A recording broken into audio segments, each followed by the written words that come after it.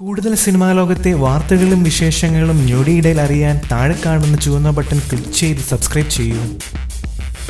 Angamaly diaries എന്ന super hit ചിത്രം കണ്ടിറങ്ങിയവരാരും അപ്പാനി രവിയെ മറക്കില്ല. മെലിഞ്ഞ ശരീരവുമായി മലയാളി പ്രേക്ഷകരുടെ നെഞ്ചിലേക്കാണ് അപ്പാനി രവി നടന്നു കയറിയത്. സിനിമയിലേക്കുള്ള തന്റെ ശ്രമങ്ങളിൽ വിലങ്ങുതടിയായി നിന്ന ശരീരം തന്നെയാണ് അങ്കമാലി ഡയറീസിലേക്ക് അപ്പാനി രവിയിലേക്ക് ശരത് കുമാറിനെ വാതിൽ തുറന്നത്.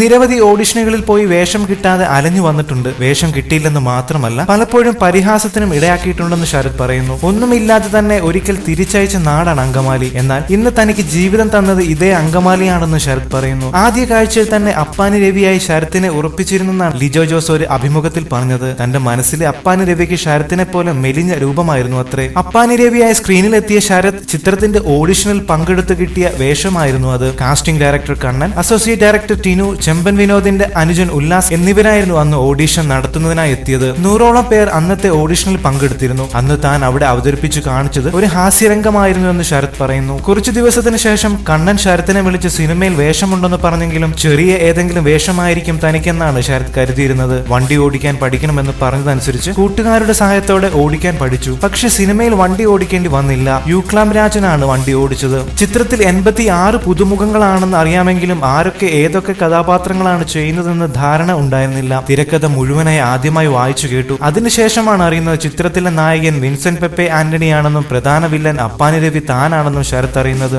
അത് ശരിക്കും ഒരു ഞെട്ടലായിരുന്നു. താൻ ഇത്രത്തോളം പ്രതീക്ഷിച്ചില്ലെന്നും ശരത് പറയുന്നു. ഈ സിനിമയിൽ ആരും അഭിനയിച്ചിട്ടില്ല. എല്ലാവരും അങ്കമാലിക്കാനായി ജീവിക്കുകയായിരുന്നു. സിനിമ തുടങ്ങുന്നതിന് 3 ദിവസം മുൻപ് തന്നെ ഓരോരുത്തരുടെയും സീൻ പറഞ്ഞു തന്നിരുന്നു. അതുകൊണ്ട് തന്നെ ഷൂട്ടിംഗ് തുടങ്ങുമ്പോൾ സിനിമയുടെ മൂഡിനെ കുറിച്ചോ സീനുകളെ കുറിച്ചോ കഥാപാത്രങ്ങളെ കുറിച്ചോ ആർക്കും ഒരു സംശയം ഉണ്ടായിരുന്നില്ല. 1000 രൂപയുടെ അഭിനയം വേണ്ട, 1 രൂപയുടെ അഭിനയം മതി എന്നായിരുന്നു സംവിധായകൻ ലിജോ ജോസ് പറഞ്ഞിരുന്നതെന്നും ശരത് പറയുന്നു. കൂടുതൽ സിനിമാ ലോകത്തെ വാർത്തകൾക്കും വിശേഷങ്ങൾക്കുമായി സബ്സ്ക്രൈബ് ചെയ്യുക ABC മലയാളം.